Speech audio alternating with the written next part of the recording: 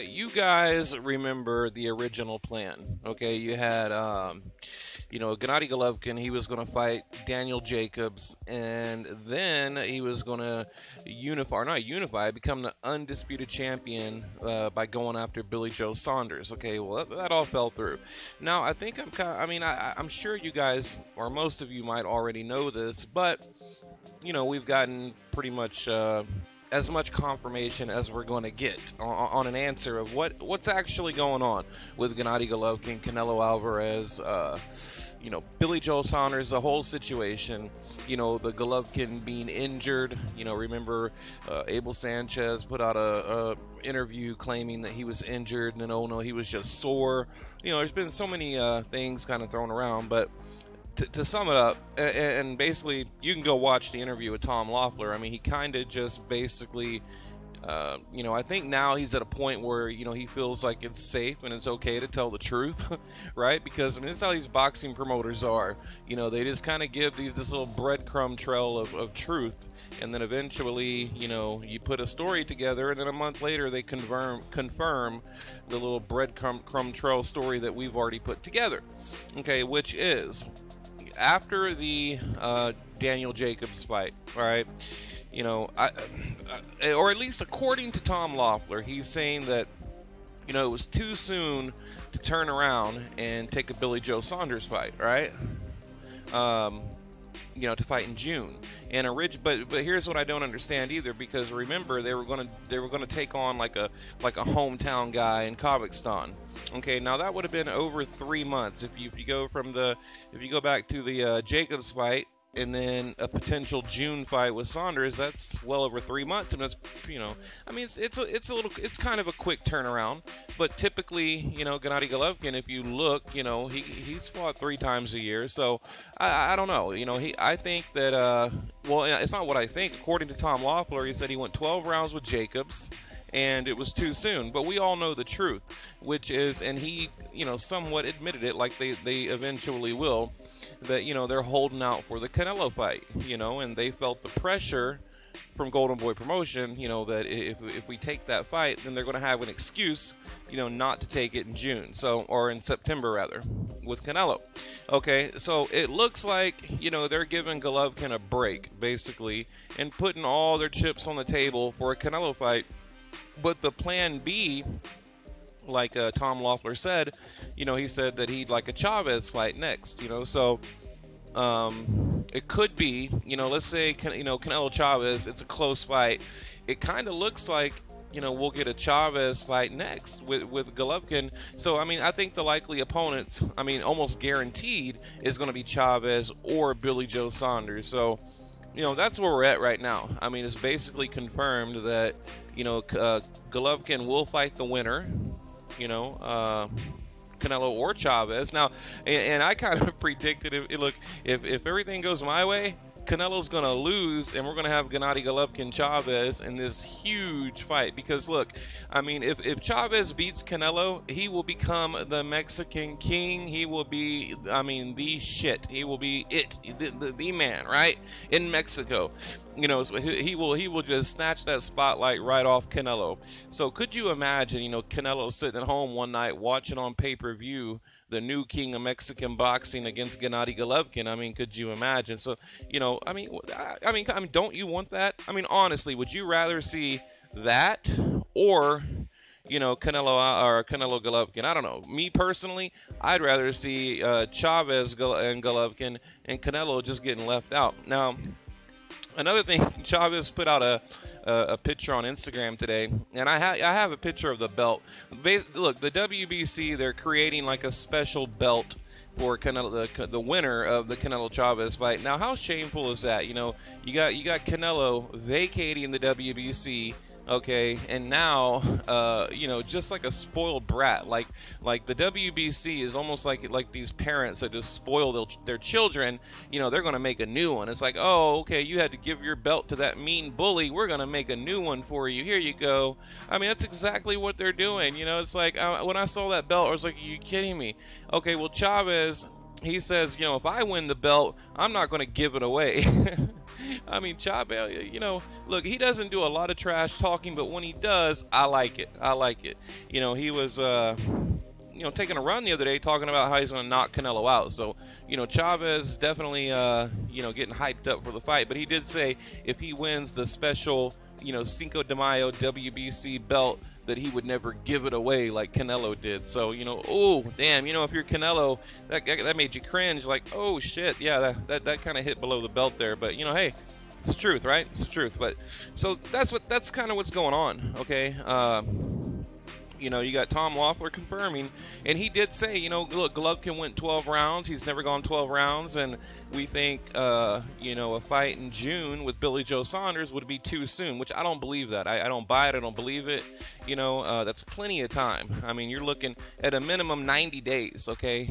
90 days. So, you know, you have a 6-week training camp, right? I mean, do the math. That leaves another, you know, month and a half. That leaves another 90 days to rest and, you know, 90 days to, or not 90 days, I'm sorry, you know, that leaves like 45 days to rest and then, you know, your camp. So plenty of time. It's over a month downtime and then, you know, basically a month and a half or a 2-week camp to, you know, to potentially prepare for Billy Joe Saunders. So would have been more than enough time. I don't understand that, but, you know, whatever. I mean, we know the truth. We know that he, you know, Tom Loffler basically cowered down to Golden Boy Promotion. But, you know, look, before we get too mad, it might work out, okay? I mean, it might benefit me and you as boxing fans, okay? It might work out. You know, we might get a Canelo fight, you know, I think something good. What I'm trying to say, I think something good will come of it, even if it's not Canelo, you know, even if it's not Canelo. In the end, I mean, look, he cannot keep doing what he's doing and you know, not pay some kind of price. You know, there's got to be consequences eventually.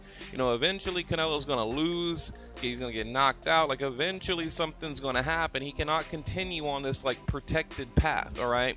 And, you know, another thing, I'm going to make it short today.